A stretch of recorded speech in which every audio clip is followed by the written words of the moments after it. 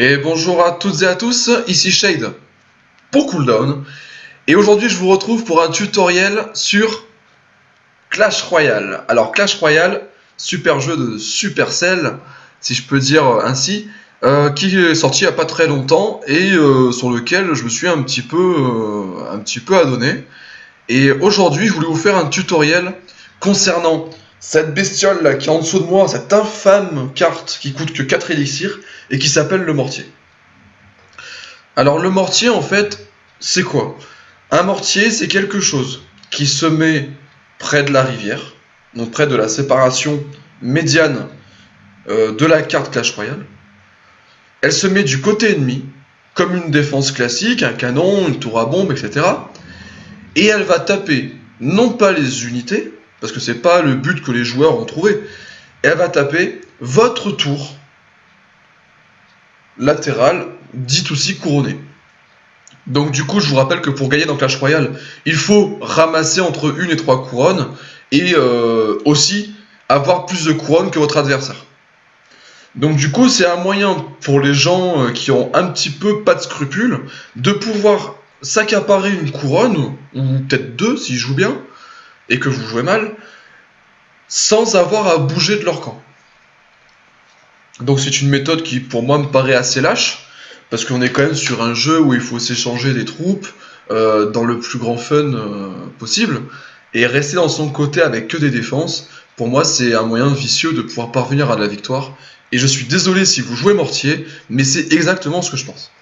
Voilà, donc j'ai eu la chance, ou la malchance, ça dépend comment vous le prenez, d'affronter un petit peu souvent dernièrement tes decks mortiers, et du coup je vais vous présenter un petit peu comment je m'en suis sorti, les erreurs que j'ai faites, mais aussi les bons moves que j'ai faits, afin de vous montrer un petit peu que l'article qui est en description en dessous et que vous pouvez cliquer n'est pas entièrement faux. Voilà, donc je vous rappelle que vous avez sur l'article deux choses principales à ne pas faire. L'une, c'est d'envoyer des troupes directement sur le mortier, parce qu'elles vont se faire exploser. Et je l'ai montré dans l'image qui est en dessous. Elles se font exploser. Le mortier ennemi sera à peine endommagé et va pouvoir continuer à tirer 2 à 3 fois gratuitement sur votre tour, sans que vous n'ayez plus possibilité d'aller l'embêter. Ou alors si vous avez possibilité, vous n'aurez pas le temps d'arriver jusqu'à lui et ce ne sera pas rentable. Deuxième truc à ne pas faire, c'est d'envoyer des sorts directs. Envoyer des sorts directs en général, soit pas assez puissant, ce sera soit pas assez rentable, soit les deux. Donc du coup, oubliez les sorts directs, gardez-les au cas où vous avez des troupes supplémentaires qui sont ajoutées au mortier. Là, ça sera utile, parce que vous pourrez avoir les troupes et le mortier en même temps. Je pense notamment à la fusée Goblin ou à la boule de feu qui pourrait très bien se rentabiliser dans ce cas-là. Le poison, pas mal aussi. Bref, moi je vais vous présenter les vrais trucs à faire. Là aujourd'hui je vous présente pas le golem parce que je l'ai déjà montré. J'ai déjà montré sur les photos. Le golem c'est pas mal. Moi je suis pas très adepte du golem. Enfin pas en ce moment. Je vais vous présenter plutôt le fait de mettre une défense. Alors qu'est-ce qui se passe? Ah d'accord. Je vais vous présenter plutôt le fait de mettre une défense. Donc là j'ai fait ma victoire de ce matin. J'ai voulu faire ma victoire de ce matin. Bon, vous voyez, je suis à 2400, je suis quand même en arène 7. Donc c'est pas des petits joueurs que j'ai en face de moi, hein, c'est quand même des gens qui ont un certain vécu dans Clash Royale. Donc là c'est un match nul où j'ai fait une erreur apparemment. Donc on va commencer par les erreurs. Parce que j'aimerais pas que vous fassiez la même. Et on va essayer de décrypter ensemble ce qui s'est passé. Voilà. Donc du coup, on est niveau 8, on est en arène 7, et le mec, du coup, joue un deck mortier. Un deck mortier où j'ai eu quand même un petit soupçon au début, mais que je n'ai pas vraiment reconnu. Donc moi, j'ai mon extracteur d'élixir, je le place au milieu comme ça, de façon à ce que les troupes, si je me fais envahir au cochon directement, puissent se rediriger vers le centre et ensuite repartir sur les côtés. Donc du coup, s'il est au centre, il va prendre le feu des deux tours latérales. Là, je balance mes gobelins parce que je cherche à faire monter mon tank. Parce qu'envoyer un cochon comme ça, je suis pas très fan. Là, j'ai fait une petite erreur, c'est que ma tour à bombe, je l'ai déplacée d'une case seulement vers le bas et du coup, elle n'a plus la portée sur le canon. J'aurais pu prendre directement le canon. Et là, quand j'ai vu la roquette, je me suis dit, c'est bon, c'est un deck mortier. J'ai 3 bâtiments plus. Comment ça s'appelle? Plus un truc. plus un truc sur le... Pardon, plus un sort direct. Je me suis dit, c'est pas possible autrement.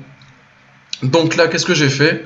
Je n'ai pas ni ma tour à bombe, ni mon extracteur d'élixir qui s'est fait exploser. Je n'ai pas envoyé mes 4 barbares sur le côté du mortier. J'aurais pu, parce que monsieur, apparemment, ne jouait pas de tour à bombe. Le problème, c'est qu'il m'a dévoilé que 4 cartes. 5, pour être précis avec le mortier. Il m'a dévoilé le squelette, l'extracteur d'élixir, le canon, le mortier et la fusée Goblin. Ok? Ça veut dire que dans la 6ème, à la place de la tour de l'enfer que vous voyez juste à côté, là, dans sa main, à la place de la tour de l'enfer, il aurait pu avoir une tour à bombe. Et mes barbares se seraient fait exploser.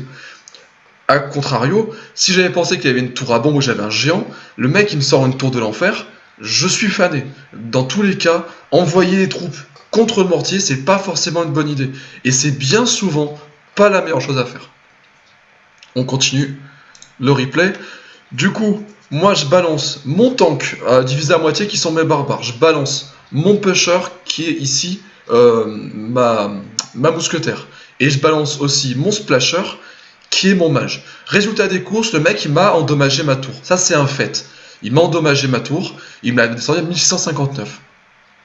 Moi je regarde le résultat des courses, je lui ai envoyé 50 dégâts de plus en contrant de l'autre côté, avec un tank qui était divisé de moitié, et c'est vraiment pas ce que j'aurais voulu. Je les ai placés au milieu pour pouvoir prendre le dégât de la tour, prendre le mortier, et ça c'est aussi une mauvaise chose. Bref, je sais qu'il joue au mortier maintenant, mon extracteur d'élixir il est un peu plus au centre, et le mec il ne peut plus avoir ma tour, il le sait, il va mettre son mortier il a très bien joué, il met son mortier beaucoup plus haut, histoire de pouvoir juste griller mon extracteur d'élixir, et il m'envoie des sorts directs afin de pouvoir descendre mes tours. Bon, c'était pas la meilleure chose à faire, sachant que voilà. Bon, moi, du coup, j'ai un petit surplus d'élixir qui est vraiment pas mal. Je vais pouvoir commencer à attaquer, à mettre du rythme, parce que si vous laissez un rythme décidé par un deck mortier, bah forcément vous allez la perdre, hein. C'est pas possible autrement. Donc là, je vois qu'il m'a mis une tour de l'enfer sur mon tank, c'est pas bon. Je vais envoyer mon pusher qui est mon cochon. Hop, du coup, le splasher qui peut bien avoir les gargouilles. Et là, mon poison qui finit l'entièreté des troupes. Le mec ne peut plus rien faire. Il a perdu sa tour. Il pouvait absolument pas contester cette attaque. Donc du coup, je prends l'avantage parce que monsieur a posé un mortier à gauche et que moi j'ai tapé à droite. Voilà, à base de un tank, un splasher, un pusher. Donc là, il va finir par avoir, au bout du compte, mon extracteur d'élixir. Là, je ne sais pas pourquoi j'ai pas joué avant ma tour à bombe. N'empêche que j'ai super mal joué, parce que là, ce qui me fait perdre, en gros, c'est d'avoir joué mon mage sur le côté droit, alors que normalement, j'aurais dû jouer côté gauche pour essayer de balancer un petit peu, hors d'état de nuire, comment ça s'appelle, ces gargouilles, et mettre ma tour à bombe de façon à ce qu'elle reste de longue sur la map, qu'elle se fasse pas détruire aussi vite. C'est pour ça que monsieur a eu le temps de pouvoir descendre un peu ma tour grâce à ces gargouilles, et c'est ça qui, à une seconde de la fin, va me faire négocier l'égalité. Donc vous voyez qu'à une seconde de la fin, le mec me prend ma tour latérale, et là je suis bien déçu, parce que je me suis dit que j'avais le temps de pouvoir gérer, et en fait non, il faut vraiment rester très structuré jusqu'à la fin. Vous voyez qu'un surplus de confiance, ça joue, et du coup j'ai pas pu, voilà. Suite après, je vous spoil un peu, mais là je prends un petit peu la tour royale du fond, et j'arrive pas à la descendre, et après je n'arriverai plus à la descendre jusqu'à la fin de la partie. Voilà. Du coup, c'est pas très intéressant de voir la suite. Qu'est-ce qui se passe? Il me demande une tour à bombe. J'en cherche aussi, copain. Mais bon, allez, je suis seigneur aujourd'hui. Voilà. Alors ensuite, un autre match que j'ai fait contre un deck mortier. Donc là, celle-là ne compte pas contre Raph. Tout simplement parce que c'est la personne du clan, que je remercie d'ailleurs, qui m'a aidé à créer les situations sur les tutoriels. À créer les situations en match amical pour faire des photos et vous les mettre sur mon guide, donc sur Cooldown. Et donc du coup, gros merci à lui qui a pris de son temps afin de pouvoir réaliser ça pour vous. Voilà. Donc du coup, là, apparemment, lui, il n'est pas de mon clan, donc du coup, j'ai dû faire une partie bien sympathique. On va retourner dessus, on va regarder. Alors, Monsieur Dark Volkov de Mega Russia, du coup, lui, il joue tour à bombe et tour de l'enfer. Donc ce monsieur-là, comment dire, en étant poli, c'est quelqu'un qui va vraiment être chiant, dans le sens où on pourra ni mettre des tanks classiques du style géant, golem, etc. pour aller chercher le mortier, ni des tanks multiples comme le barbare pour aller chercher le mortier. Donc du coup, n'allez pas chercher ce mortier avec des tours, avec des troupes de style classique. Hein. Surtout, abstenez-vous d'aller chercher directement au style classique ce genre de mortier. Voilà, donc du coup là, moi je lui ai dit, moi aussi je joue tour à bombe, et pendant que je détendais son attention avec des gobelins, j'ai pu mettre ma tour à bombe au centre, et maintenant c'est moi qui contrôle le milieu, c'est moi qui contrôle cette espèce de zone autour de la rivière, parce que le premier truc que vous devez cibler, c'est que le mec, il a mis sa tour à bombe contre la rivière. Ça, c'est un signe précurseur d'un deck mortier. Hein. Là, à ce moment-là, je savais déjà que le mec, il avait un mortier quelque part dans son jeu. On reprend. Donc du coup, moi je continue à pêcher. J'avais ma tour à bombe qui était à portée, donc du coup j'ai pas trop peur des barbares. Mais bon, c'est pas grave, je vais dépenser sa tour de l'enfer. Maintenant je sais que sa tour de l'enfer, elle est là. Je sais qu'il a ça dans le jeu et qu'il va falloir que je m'en méfie. Donc vire et tourne, là j'ai quand même sondé les 3 défenses, parce qu'en général un deck mortier c'est 3 défenses, ok, le mortier, plus les 2 autres qui vont venir autour pour le protéger. Donc là je sais que j'aurai affaire à une tour de l'enfer et une tour à bombe. Donc monsieur envoie des sorts directs, parce qu'il sait que mon élixir au centre va le gêner, le mortier va pas pouvoir taper ni une tour ni l'autre, donc il va essayer d'attendre la fin de cet extracteur d'élixir, afin de pouvoir mettre son jeu en place. Le problème c'est que moi, je sais très bien que mon extracteur d'élixir il va venir à bout, et je sais très bien que ma tour à bombe n'est pas encore dans ma main, donc du coup il faut que je la fasse monter. J'attaque du coup avec les barbares, qui est mon tank, et j'essaye de faire que mes barbares puissent encaisser un maximum. Comment j'ai fait? Du coup, j'ai mis une mousquetaire devant afin de tanker un minimum sur un dégât multiple. Là, j'ai encore entamé bien comme il faut sa tour. Donc là, c'est très bien. Et je pense que c'est à partir de maintenant qu'il va commencer à pouvoir mettre son mortier. Donc du coup, monsieur met son mortier. Vous voyez que là, il met son mortier. Il a déjà une défense derrière. Il y a une défense qui va pas tarder à apparaître, la tour à bombe. Elle est descendue il y a 3-4 cartes, donc du coup elle va commencer à remonter en main. D'ailleurs vous le voyez là-bas, pardon, vous le voyez qu'elle est remontée en main sa tour de bombe. Pardon, excusez-moi, je suis malade et je fais quand même cette vidéo, on va essayer de triompher, de pas mourir. Bref, moi quand je vois le mortier, vous voyez que j'ai déjà commencé à cibler le bâtiment que je vais poser. Je préfère mettre l'extracteur d'élixir parce que c'est plus rentable que la tour à bombe. La tour à bombe c'est pour contrer s'il y a jamais des barbares qui viennent en plus, si jamais il a un sort pour OS mon extracteur d'élixir, une fusée Goblin par exemple, ou s'il envoie carrément des troupes style barbare à l'encontre de mon extracteur d'élixir, à ce moment-là je mets ma tour à bombe devant et c'est terminé. On reprend la lecture, du coup, je vois qu'il pose mortier, j'ai 3 secondes top chrono pour réagir et poser mon truc. Là je vois qu'il balance des troupes, du coup vu qu'elles sont légères, je balance mon poison, j'englobe en même temps le mortier. Et le mortier, là, ce qui se passe, c'est qu'il a un problème, c'est qu'il est sous poison, et qu'il a un rythme de feu qui est ralenti. Donc du coup, il va mettre 2 coups quand même sur ma tour, donc c'est bien joué à lui. Le problème, c'est que moi, j'ai une avance considérable sur la sienne de tour, son mortier va pas pouvoir être re-up, et là, je vais recommencer à base de barbare mousquetaire. Donc, bon, là, il m'envoie un sort direct, j'ai pas de chance, donc clairement, le mec a totalement ruiné mon plan. Donc là, ma mousquetaire qui prend très bien le parti d'aller casser un petit peu tout ça. Là, je vois le mortier qui est posé, je pose mon extracteur d'élixir. Mon extracteur d'élixir va tanker à la place de ma tour. Et perdre mon élixir, c'est pas trop grave, parce que je préfère conserver ma tour. Je balance mon poison, parce qu'après tout, il n'y a pas que lui qui a des dégâts directs. Hein. Faut pas abuser non plus. Hein. Voilà, et là, je vais le finir au gobelin, tranquillement. Voilà, du coup, ça nous fait une victoire à 1 étoile. Et puis on taunte parce que monsieur, il a qu'à pas jouer mortier. Voilà. Surtout que ce monsieur-là, je l'avais déjà rencontré, allez, on va dire 6 ou 7 parties avant, et que monsieur s'était bien abstenu de de m'embêter sur mon deck golem. Voilà. Du coup, une douce revanche. ici. Eh ben, non, non, non, on veut quitter, monsieur, s'il te plaît. On veut s'en aller, voilà. Allez, on va essayer de trouver un troisième replay quand même, essayer de vous faire voir que c'est pas tous les mêmes. Pardon, désolé. Alors, qu'est-ce qu'on a? Donc, Raph, on s'en fout. Hop, parce que c'est des parties qui sont arrangées. Ah, c'est une partie qui était dure, celle-là. Voilà, donc contre Pavel, c'est encore une victoire à 1 étoile. On a fait quoi en dessous? Ah non, c'était pas un deck mortier. Donc on regarde un petit peu ce qu'on a. Donc Pavel, ou Pavel, je sais pas comment on le dit. Bref, on va essayer d'analyser ça comme si je ne voyais pas les cartes en haut, ok?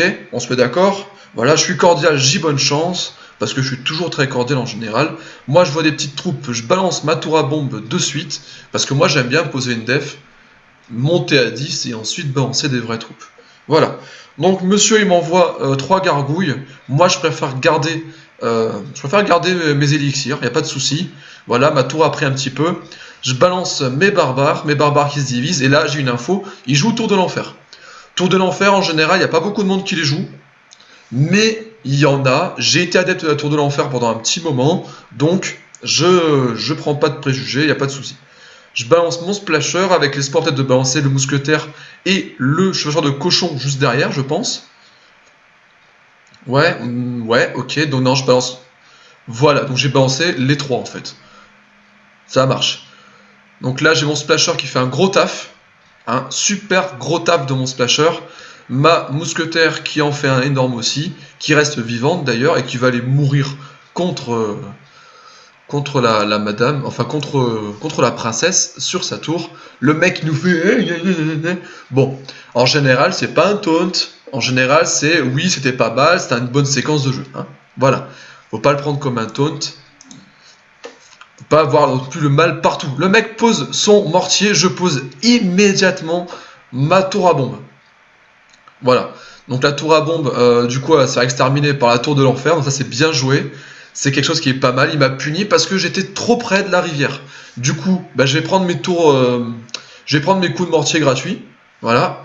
Donc ça, c'était bien joué de sa part. Et c'est un peu moins bien joué de la mienne. Je pose mon élixir. Et du coup, il a une petite avance sur moi par rapport comment ça s'appelle? Par rapport aux élixirs. Il pose ses barbares. Moi, je vais poser mon splasher. Donc du coup, là, je suis chez moi. Je suis tranquille. Il a posé 5, j'ai posé 5. Mais mon 5 est encore vivant. Donc c'est pas non plus quelque chose de pas rentable. Là, il est obligé de poser la défense parce qu'il n'a rien d'autre. Et là, mon splasher va pouvoir s'amuser avec mon pusher devant.